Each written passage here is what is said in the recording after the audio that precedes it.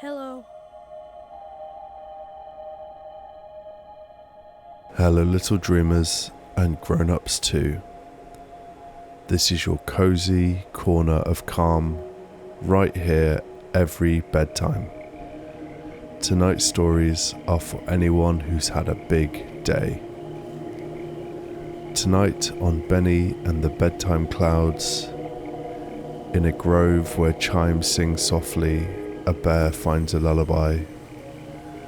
A wise owl gathers moonlight, weaving dreams into the night sky. Drifting through islands of slumber, sweet adventures await in dreams. A pond reflects the sky's tear, revealing secrets of companionship. And in a misty field, a heron's rainstick whispers the world to sleep. These stories were originally created for a little boy named Arthur, the storyteller's son, as part of a quiet, magical bedtime ritual.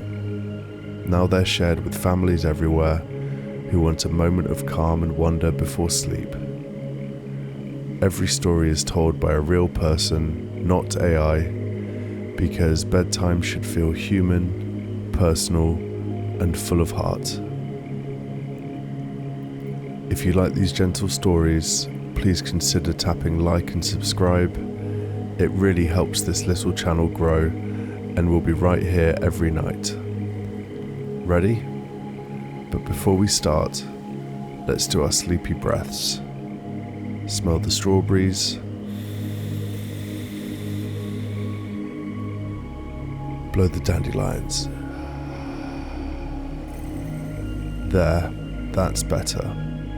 Now we're ready for the story. Benny and the Chimes of the Sleeping Forest. In a quiet grove where sunlight poured through the leaves like golden honey, Benny, the kind-hearted bear, lay resting on a bed of soft moss.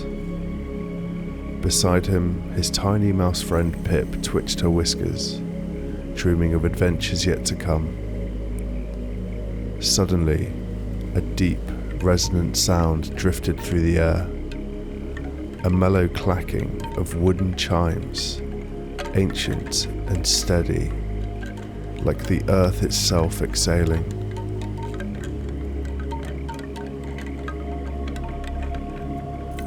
Benny's ears perked up. "Do you hear that?" he whispered, nudging Pip awake. Her wings shimmered with moon dust as she sat up, listening. Together, they followed the sound deeper into the forest, where the trees grew thick and thoughtful, their trunks dressed in velvet moss. The air held a hush as though the woods were listening too. At last, they reached a hidden grove where the trees stood like ancient guardians, each branch strung with chimes carved from petrified wood. Beneath them moved Barnaby, a gentle old badger with fur the colour of bark and moonlight. He wasn't playing the chimes, the wind was. Barnaby's role was to softly tap each one with a mossy mallet, tuning them to the key of the sleeping forest. The sound that rose was unlike anything Benny had ever heard. Deep, wooden tones, like the hum of roots growing, or the quiet memory of trees. It settled into his chest like a soft drum beat, slow and certain. Pip hovered close to the chimes, wide-eyed as they swayed in the breeze. She caught a shimmer of sound on her wings and laughed her tiny mouse laugh. Benny lay down on a thick, springy bed of moss, the music pooling around him like a warm dusk. Pip curled in beside him. As the last echoes faded, the hush of the grove deepened, and they drifted into the kind of sleep that only forests know. deep, quiet, and full of old dreams. The end.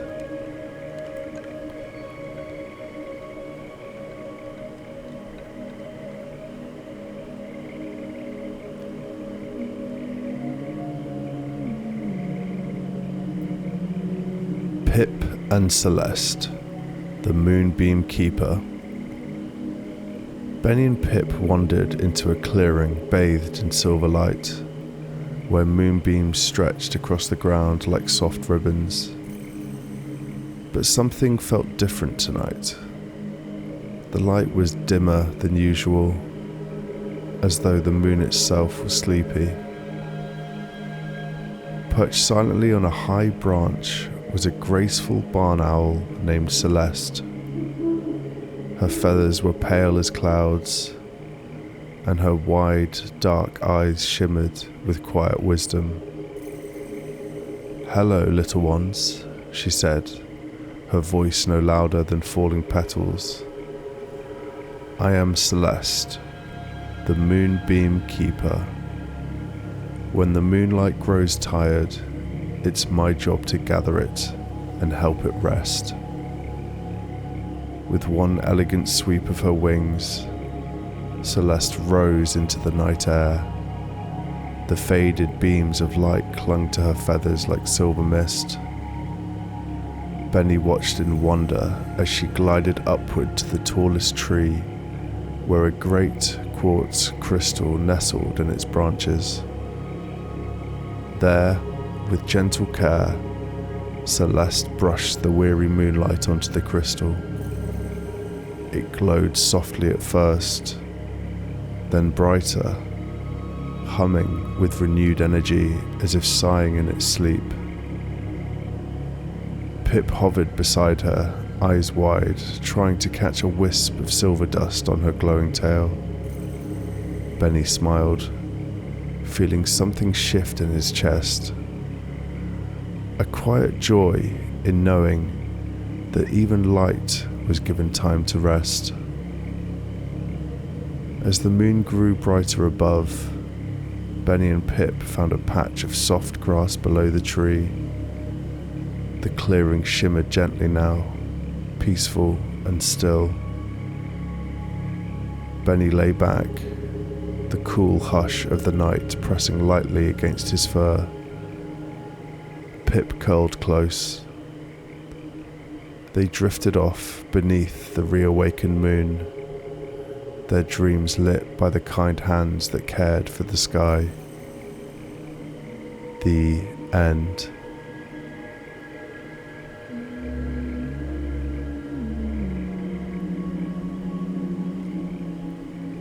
Benny and the Drifting Isles of Dream. Tonight, Benny's bedtime cloud felt different. As he and Pip floated above the world, a soft shimmer passed over them, and suddenly they slipped through the veil of sleep itself, drifting into a secret realm known only to dreamers. It was called the Drifting Isles of Dream, a group of floating islands, each one shaped by a different kind of gentle dream. They passed the Isle of Sweet Tastes, where rivers of warm honey sparkled in the moonlight, flowing like golden silk. Then came the Isle of Soft Textures, a land blanketed in endless velvet moss, swaying with every breath of breeze.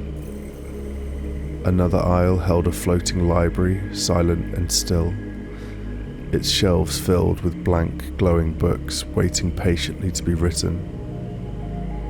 Benny and Pip glided from isle to isle on their little cloud, wide-eyed with wonder. Pip dipped her paw into the honey river and let out a delighted squeak as it sparkled on her fur.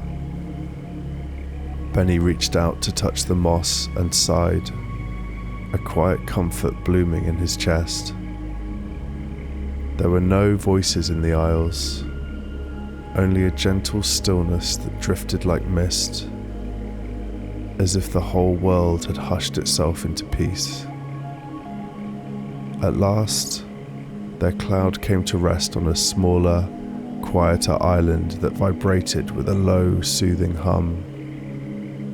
This was the Isle of Deep Sleep. Benny curled up without a word, the hum settling into his bones like a lullaby.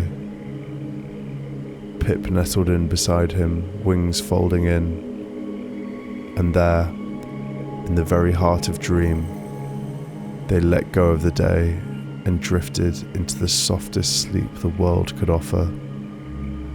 The end.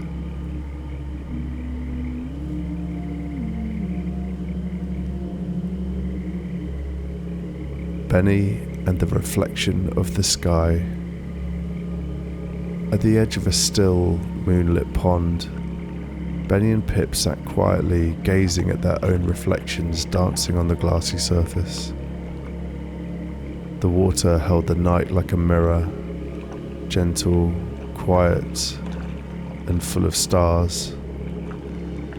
From the depths, a wise old carp rose slowly, breaking the surface with barely a ripple. His scales shimmered like coins at the bottom of a wishing well, and his voice bubbled up like laughter from deep underground. Reflections hold old secrets, the carp murmured, his eyes warm and knowing. They remind me of the story of the very first pond. Would you like to hear it? Benny nodded, and Pip's ears perked up. Koji the carp began. Long ago, the sky loved the world below, but it could never touch the flowers or trees. It watched from above, always close but never near. One evening, the sky felt a gentle loneliness and let fall a single, perfect tear. The tear fell softly to the earth, Koji explained, and where it landed, the first pond was born. When the sky looked down, it saw its own reflection, clouds, stars, colours, all held in the water stillness. And in that moment, Koji said, the sky realised it wasn't alone anymore. The water had become its companion.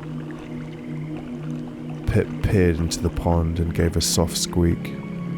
Her reflection winked back, as if it too had heard the story before. Benny smiled, the thought settling over him like a hush.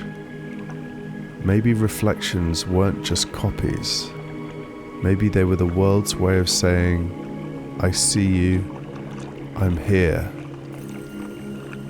The grass beside the pond was cool and soft. Benny lay down, feeling the hush of the water in his chest. Pip curled in close beside him, her wings glinting under the moon. And there, by the edge of the pond that once welcomed the sky's tear, they drifted into sleep, seen, held, and gently known. The end.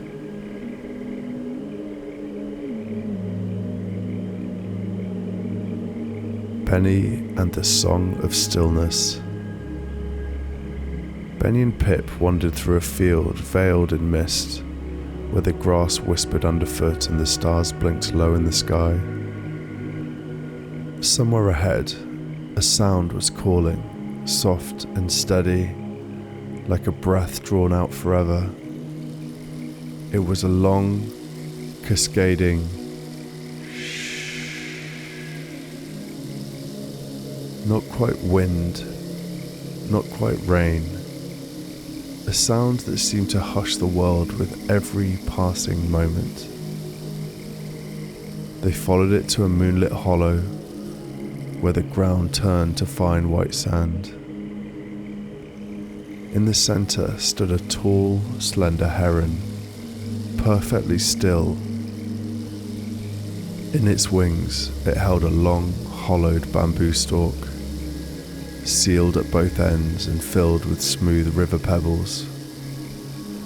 It was a rain stick, the biggest Benny had ever seen. The heron didn't speak. It simply began to tilt the instrument, slowly, gently, with the grace of someone who had done this for 1,000 quiet nights. The pebbles inside rolled downward in a slow, endless hush. The sound fell like a curtain over the hollow, soothing, rhythmic, eternal. Pip sat at Benny's side, eyes wide, her wings flickering with moondust. The sound washed through her, clearing every little flutter in her heart. Benny lay down in the soft sand, letting the gentle rhythm settle into his bones. The air around him slowed. Time itself seemed to pause. It was the sound of the world tucking itself in.